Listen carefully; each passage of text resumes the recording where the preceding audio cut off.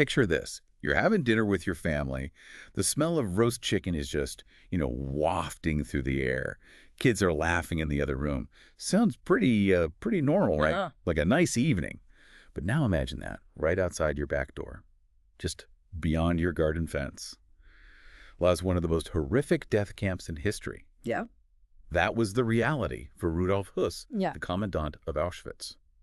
And, you asked us to delve into his life, and honestly, it's one of the most, I guess you could say, disturbing requests we've ever had. I mean, disturbing, but also fascinating, right? Yeah, definitely thought-provoking. It really gets to the heart of some of those big questions we have about human nature. How could someone, carry out these atrocities, but still have this seemingly normal family life? I mean, it's a puzzle that historians and psychologists have been wrestling with for decades. Yeah.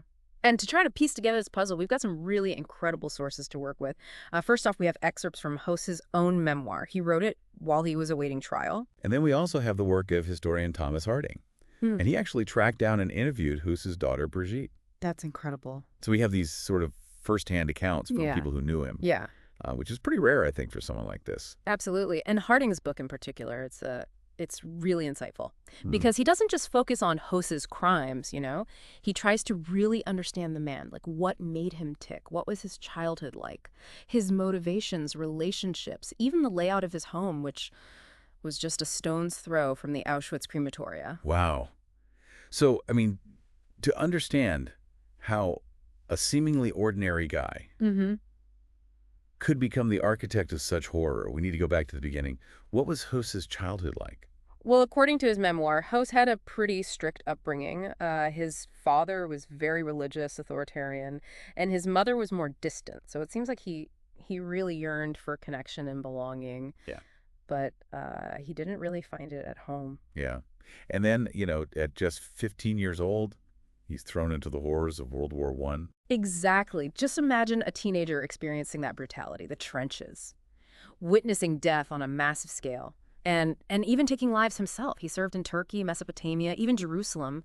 So by the time he returned to Germany, he was a changed man, deeply scarred by the war and also by the loss of his entire family. Oh, wow. So the war took everyone. Yeah, his whole family. Wow. So he comes back to a defeated Germany, feeling lost and disillusioned, probably angry. Absolutely. It's like the perfect breeding ground for extremism. Yeah. And that's where he encounters the Freikorps. Right. These paramilitary groups, they were filled with disgruntled veterans who felt, betrayed by the government, and they were looking for someone to blame. So they engaged in street battles with political opponents, and, they often resorted to violence and intimidation. So for Höss, it offered a sense of, purpose and camaraderie that he had been missing. Right. That makes sense. It's also where he meets Martin Bormann, who would play a pretty big role in his life. Yeah. Bormann was a young, radicalized veteran at the time, too. And he later became Hitler's right-hand man. So, they were both caught up in the same kind of nationalist fervor.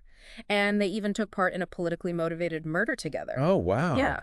And it was Höss who took the fall for it, right? Yeah, that's right. And ended up in prison for years. Exactly. I imagine that experience really solidified their bond. Absolutely. Like Dorman probably felt a sense of obligation towards him. For sure. Like, oh, you took the fall for me, I owe you one. Definitely. And it also probably, forged this reputation for Höss.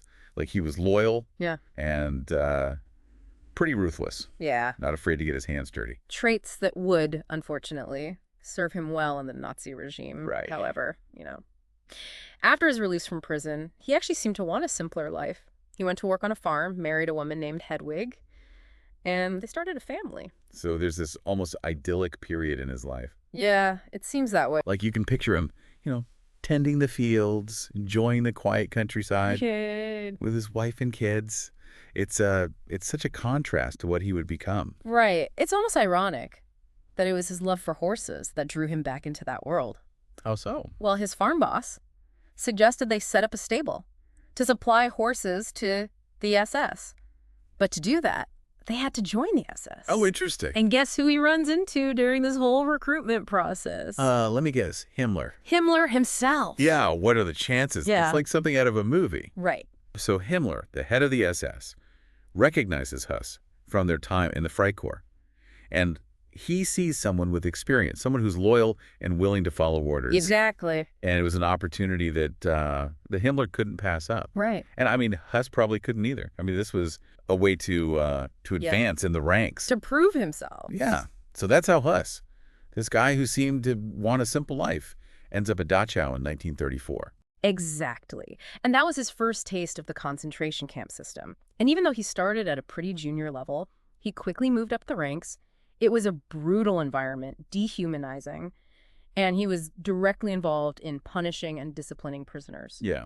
So this is where we start to see that detachment forming, that ability to just, compartmentalize and just suppress any moral qualms. Precisely. He was even ordered to execute a former friend from the Freikorps during his time at Dachau. So you can only imagine the kind of psychological toll that took on him. But he still carried out his duty. Right. It's like he built this wall in his mind, Yeah. separating his personal life from the horrors he was seeing and participating in. Yeah, that compartmentalization, that ability to just shut off his emotions became even more crucial as he took on more demanding roles within the Nazi system.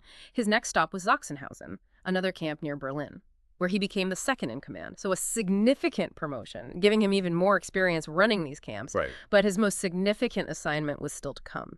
And that, of course, was Auschwitz. In 1940, he got orders to establish a new camp in occupied Poland, and at first it was just meant to house political prisoners. But everything changed when he got a direct order from Himmler, an order that would change the course of history forever and seal his own fate. Yeah. I think we all know what that order was. That order was to implement the final solution, the systematic extermination of European Jews. And it's just, it's striking how this horrific plan wasn't some, crazed lunatic's idea. It was the result of these cold, bureaucratic calculations. Yeah, it's a chilling example of what Hannah Arendt called the banality of evil, this idea that evil can arise, not from some, monstrous intent, but from just this detached, almost mechanical following of orders and a complete lack of critical thinking. And Auschwitz became the terrifyingly efficient testing ground for this concept. Yeah. So how did Höss go about turning Auschwitz into this horrific machine? Well, he basically applied the same organizational skills that he had honed in Dachau and Sachsenhausen. It was like he was managing a factory, but instead of producing goods, he was overseeing the destruction of human lives.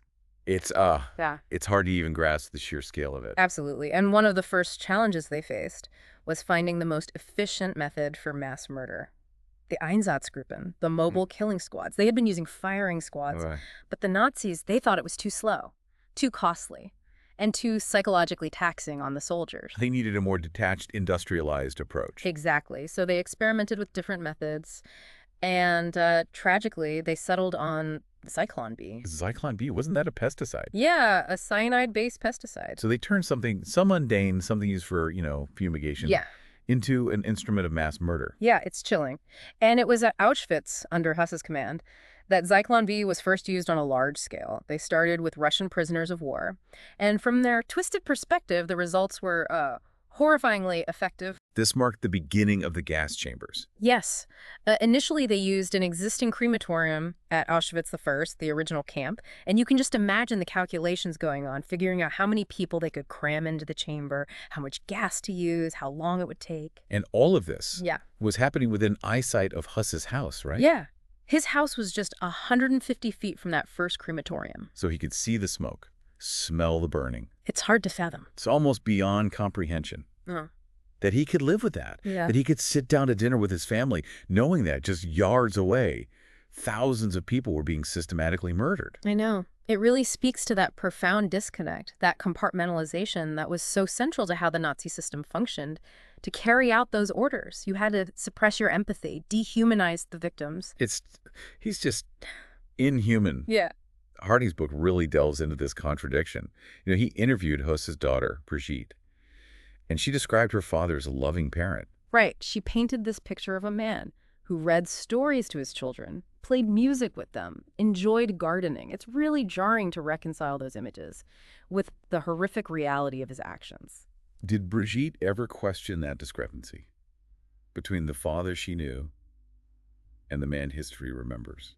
She said there must have been two sides to her father, the loving father she knew, and this other darker side that was capable of unspeakable cruelty. It's like he created this mental barrier between those two parts of himself. Yeah, and that compartmentalization, that ability to just shut off his emotions, it was probably essential for him to function in that role, to distance himself from the emotional weight of what he was doing. Did he ever acknowledge that weight? Did he ever express any remorse? That's the question that really haunts his story. And as we delve into his capture, his trial, and ultimately his execution, we'll see how he grappled with his past, or rather, how he failed to grapple with it. And speaking of his capture, it's a pretty remarkable story in itself. He didn't just surrender, right? He was tracked down by this determined young man named Hans Alexander. And what's so fascinating about Alexander is that he was a Jewish refugee who had fled Germany before the war.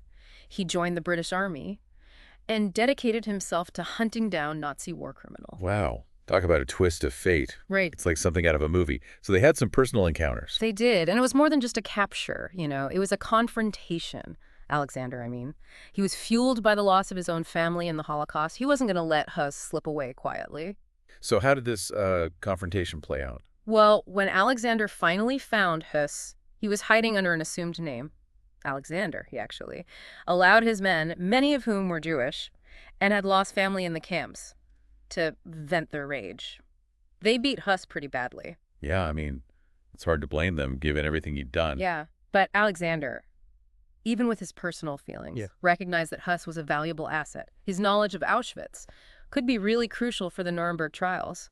So he stopped the beating and brought Höss back to face justice. And Höss's testimony at Nuremberg, I mean, it was incredibly impactful, right? It was chillingly detailed and just. Matter of fact, he laid out the whole process of Auschwitz, the arrival of the trains, the selection process, the gas chambers, the crematory. It was like he was describing a manufacturing process, not the extermination of human beings. Wow. Just imagine the weight of those words spoken by the man who had overseen the murder of over 1 million people. Did it have any impact on the other defendants? It seems so. Some high-ranking Nazis had been denying their involvement, but Höss's testimony was just so damning, so meticulously documented, that it became impossible to ignore the truth. It even prompted some of them to confess. So in a way, Höss's own words contributed to the downfall of the regime he'd served. It's a strange twist of fate, isn't it? Yeah. But his cooperation didn't absolve him. He was extradited to Poland, where he was tried and convicted in 1947. And he was executed at Auschwitz. Yeah, hanged on a gallows. Constructed between his former home and the crematoria. Kind of a symbolic end, wouldn't you say? Definitely. To a life filled with these horrifying contradictions. Even facing death, did he show any remorse? Did he seem to grasp the magnitude of what he had done? According to Harding, Höss's only regret was that the atrocities at Auschwitz had fueled the Allied victory. He seemed more concerned with the political consequences than with the human cost. Wow, it's just haunting, Right. that someone could be so detached from the suffering they inflicted. It really reinforces that disturbing truth. That evil can be incredibly banal, even in the face of death. So his home, that place where all these contradictions played out, it's now in the hands of the Counter-Extremism Project. That's right. What are they planning to do with it? They're transforming it into a void, a space completely stripped of furnishings, where visitors will encounter the music. Composed by Auschwitz prisoners, it's meant to be a very visceral experience, a stark reminder of the human cost, of hatred and indifference. Wow, it sounds incredibly moving. And next to the house, they're also creating a research center focused on hate, extremism, and radicalization. They want to use Höss's story as a warning, a call to action, to combat these forces today. I think that's so important, to make sure that the lessons of the Holocaust aren't forgotten and that we all stay vigilant against the dangers of intolerance and dehumanization. It's easy to feel overwhelmed, by the sheer scale of the horrors we've discussed. But maybe the real takeaway is this: the fight against evil starts with each of us. I think that's right. We all have a responsibility to recognize the potential for evil within ourselves and within the systems we participate in. We have to ask ourselves the tough questions. What are we ignoring? What are the consequences of our silence? This deep dive into the life of Rudolph Höss has definitely given us a lot to think about. Thank you for joining us.